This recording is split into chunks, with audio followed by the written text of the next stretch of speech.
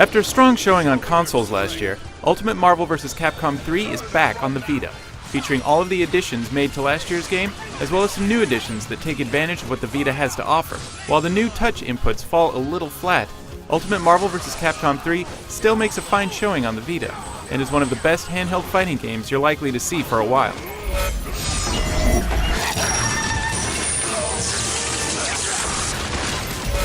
The game looks phenomenal on the Vita, successfully porting all of the detail and crazy combos from the proper console release into a bright, blisteringly fast package.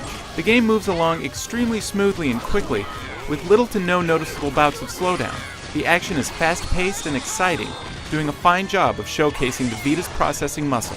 The Vita version of the game packs in all the great characters and movesets from last year's console release. The modes are still a little bit light. Although the Heroes and Heralds mode from the console versions makes another appearance on the Vita, it will be as free Day 1 DLC, with the remaining modes, including the mission and training modes, available in the package.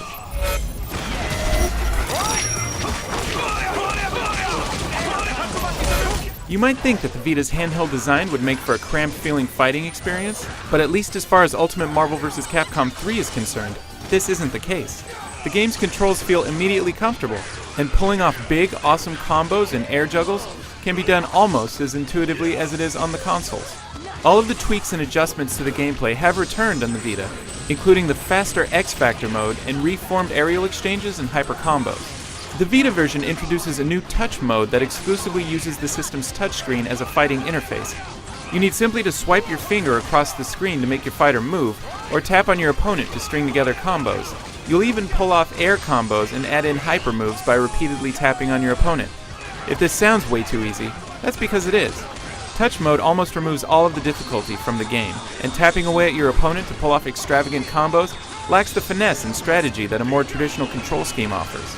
The game will also include ad hoc and online multiplayer options, with the full suite of multiplayer components.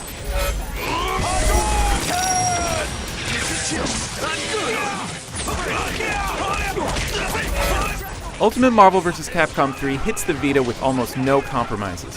While the touch mode is a fairly weak addition that will likely be ignored by many hardcore fans, the rest of the game offers as full of a fighting experience as you're likely to find on a handheld. For more on Ultimate Marvel vs. Capcom 3 for Vita, head over to IGN.com.